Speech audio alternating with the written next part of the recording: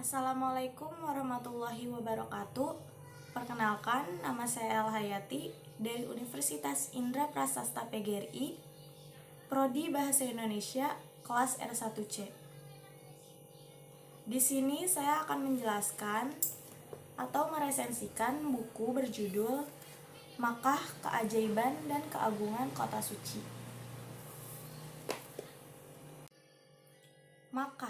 Makkah merupakan kota tertua di muka bumi ini. Penghuni pertamanya adalah Nabi Adam alaihi salam dan istrinya Hawa. Dari keduanya lahirlah umat manusia, di antaranya yaitu Nabi Ibrahim alaihi salam dan putranya Ismail alaihi salam. Keduanya adalah utusan Allah yang diperintahkan menyelesaikan pembangunan fondasi Baitullah yang sudah ada sebelumnya. Selanjutnya, pembangunan diwarisi oleh keturunannya, yaitu Muhammad bin Abdullah. Sebagai nabi dan rasul terakhir Muhammad Shallallahu alaihi wasallam diutus pada bangsa jin dan umat manusia. Beliau diperintahkan untuk membersihkan Ka'bah dari berhala-berhala dan bentuk-bentuk kesyirikan di sekelilingnya. Keutamaan Makkah Al-Mukarramah. Makkah merupakan tempat yang istimewa, dimuliakan, dan disucikan oleh Allah Subhanahu wa Ta'ala. Buktinya adalah kata Makkah sering disebutkan dalam Al-Quran dan hadis Rasulullah Shallallahu alaihi wasallam.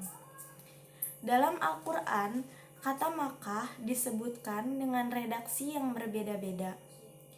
Sesuatu jika sering disebut dengan berbagai nama, mengisyaratkan bahwa tempat atau nama tersebut memiliki nilai yang tinggi dan mulia, serta keistimewaan yang tidak dimiliki tempat lainnya.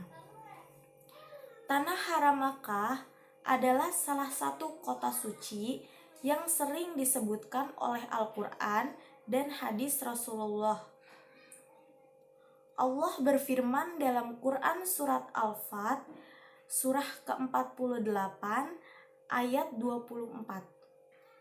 Dan dialah yang menahan tangan mereka dari membinasakan kamu, dan menahan tangan kamu dari membinasakan mereka di tengah kota Makkah, sesudah Allah memenangkan kamu atas mereka, dan adalah Allah Maha melihat apa yang kamu kerjakan. Tempat istimewa dan dikabulkannya doa.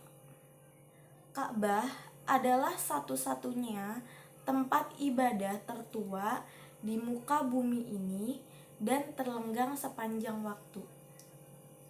Setiap tahun, jutaan umat manusia dari berbagai penjuru dunia datang menuju kota suci Makkah. Mereka hadir dengan tetesan air mata serta tatapan takjub melihat bangunan yang serba hitam, indah, berwibawa, dikelilingi ribuan insan dengan iringan tahlil dan tahmid, serta air mata mengalir sepanjang putaran.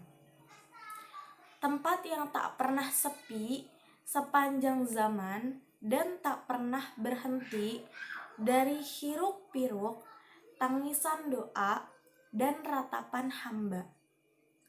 Tempat yang tak pernah ditemukan dimanapun kecuali di kota Makkah. Ka'bah, kiblat kaum muslimin. Dalam literatur Islam disebutkan bahwa Ka'bah tetap menjadi kiblat.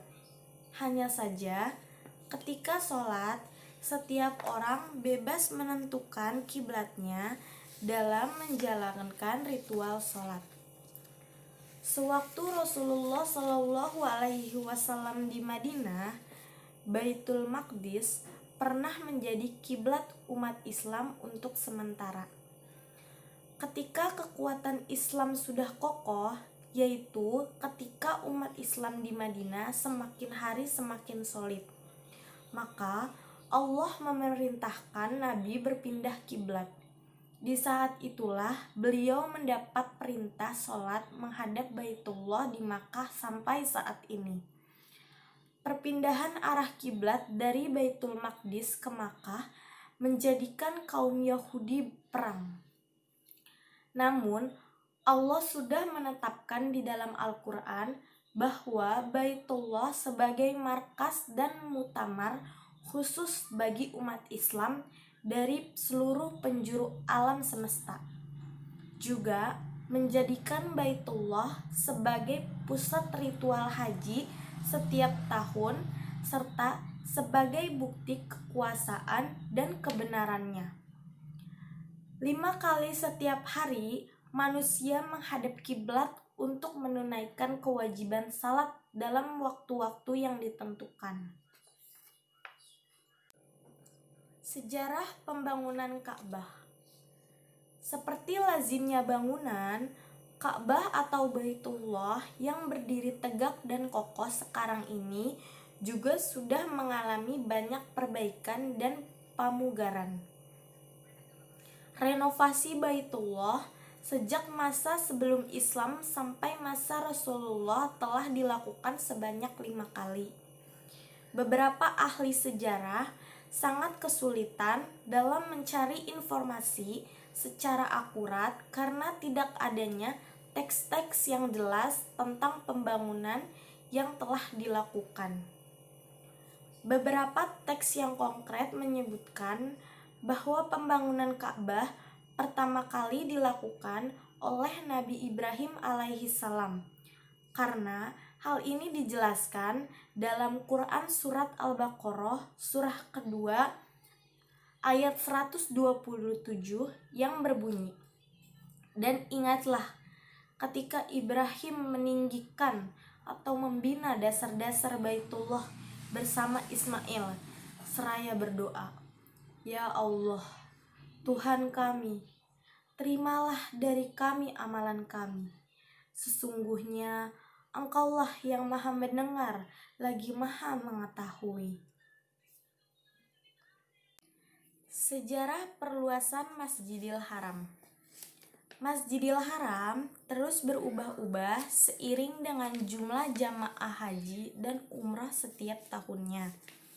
Seiring dengan banyaknya perubahan-perubahan tersebut, akan dijelaskan atau disebutkan satu persatu kontribusi pemuka agama para khalifah atau pemerintah dalam memberikan pelayanan terhadap tamu-tamu Allah Subhanahu wa Ta'ala. Yang pertama yaitu perluasan masa Umar bin Khattab pada tahun 17 Masehi. Yang kedua, perluasan Utsman bin Affan pada tahun 26 Masehi. Yang ketiga, Abdullah bin Zubair pada tahun 65 Masehi. Yang keempat, Al-Walid bin Abdul Malik pada tahun 91 Masehi. Yang kelima, Abu Ja'far Al-Mansur Al-Abbasi pada tahun 137 Masehi. Yang keenam, Muhammad Al-Mahdi Al-Abbasi pada tahun 160 Masehi. Yang ketujuh, Al-Mutaglil Al-Abbasi pada tahun 264 Masehi. Yang kedelapan, Al-Muqtadir Al-Abbasi pada tahun 306 Masehi. Yang kesembilan, Abdul Aziz Saudi Arabia pada tahun 1375 Masehi. Yang kesepuluh, ada Fahad bin Abdul Aziz pada tahun 1409 Masehi.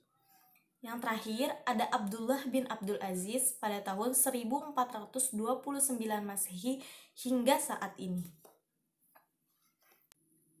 Sumur Zamzam. Sumur Zamzam mempunyai sejarah yang unik dan menarik yang memiliki ikatan kuat dengan Nabi dan Rasul. Ternyata mata air yang usianya ribuan tahun atau mendekati 5.000-an tahun berkhasiat menyembuhkan berbagai macam penyakit. Iman Ibnu Hajar menyebut sumur Zam-Zam dengan mubarokah serta tidak pernah kering sepanjang waktu walaupun memancar di tengah daratan yang kering kerontang dan dikonsumsi oleh ribuan orang setiap harinya. Tanggung jawab dan etika penduduk haram. Amanah berarti segala hal yang menjadi tanggung jawab seseorang, baik yang berhubungan dengan Allah maupun yang berhubungan dengan sesama manusia. Segala sesuatu yang menyangkut kewajiban seorang hamba merupakan hak Allah, dan begitu pula sebaliknya. Oleh karena itu, hak Allah atas hambanya adalah disembah serangkaian ibadah yang telah ditetapkan oleh syariah. Allah melarang hambanya untuk menyekutukannya dengan selainnya. Apabila ada seorang hamba yang tidak melaksanakan perintahnya, berarti ia telah melanggar hak Allah. Berarti pula ia telah menyalahi amanah yang telah diberikannya. Arafah, Musdalifah, dan Mina atau Armina. Armina adalah singkatan dari Arafah, Musdalifah, dan Mina. Istilah Armina sudah tidak asing lagi di telinga jamaah dan umrah Indonesia. Ketiga tempat ini sangat istimewa dalam Islam, khususnya dalam ritual haji. Letaknya di luar tanah suci Makkah yang dalam istilah populernya disebut tanah halal. Tempat tersebut dinamakan manasik haji. Arafah menjadi tujuan umat Islam seantero dunia setiap tahunnya. Begitu pula Musdalifah dan Mina. Tempat-tempat untuk miqat haji dan umrah. Haji merupakan rukun Islam yang terakhir, sedangkan umrah adalah kesempurnaan haji.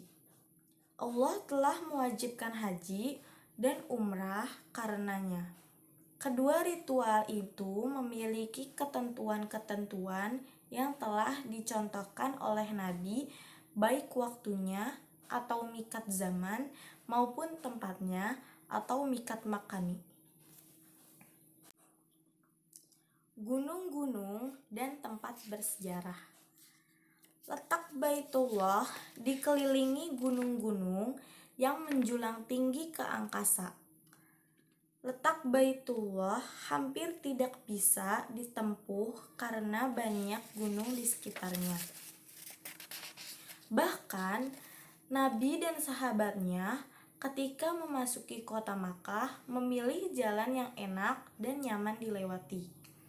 Mereka masuk dari kuda sebagaimana keterangan sejarah. Seiring dengan perkembangan zaman, Baitullah saat ini mudah untuk dilewati. Hilangnya gunung-gunung tersebut bukan berarti menghilangkan namanya. Yang paling penting, keberadaan gunung-gunung itu merupakan sebagian dari tanda-tanda kebesaran dan kekuasaan Allah atas alam semestanya. Masa depan kota Makkah. Kondisi kota suci Makkah pada zaman Nabi berbeda dengan zaman Khulafaur Rasyidin serta kekhalifahan setelahnya.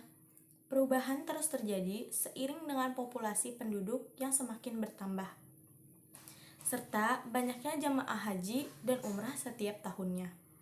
Terkait dengan tujuan orang datang ke kota sakral Al-Haramain, ada pendapat yang mengatakan bahwa mereka yang datang ke Makkah bukan hanya semata-mata karena panggilan Nabi Ibrahim, namun mereka ke Makkah karena beberapa tujuan. Kendati demikian, semua yang datang ke Makkah mesti berhak mendapat pelayanan istimewa dari pemerintah yang berkuasa, mengingat mereka yang datang adalah tamu-tamu atau utusan Allah Subhanahu wa Ta'ala. Melestarikan sunnah ziarah haji dan umrah. Haji adalah rukun Islam yang kelima. Setiap muslim yang sudah mampu berkewajiban menunaikannya. Bahkan dianjurkan bagi setiap muslim untuk bercita-cita agar bisa menunaikan ibadah haji sebagai penyempurna rukun Islam. Haji termasuk ibadah yang mudhoh atau murni. Ziarah haji adalah adat yang perlu dilestarikan karena sesuai dengan napas sunnah Nabi yang sangat mendasar. Sebagaimana diceritakan dalam kisah Umar bin Khattab. Ketika hendak menunaikan ibadah umrah, beliau datang kepada Nabi memohon izin. Nabi pun memberinya izin, seraya berkata, "Hai Umar, tolong ikut sertakan kami ketika kamu berdoa." Hadis riwayat Al-Harwi. Sekian video saya, kurang lebihnya mohon maaf. Terima kasih atas perhatiannya. Wassalamualaikum warahmatullahi wabarakatuh.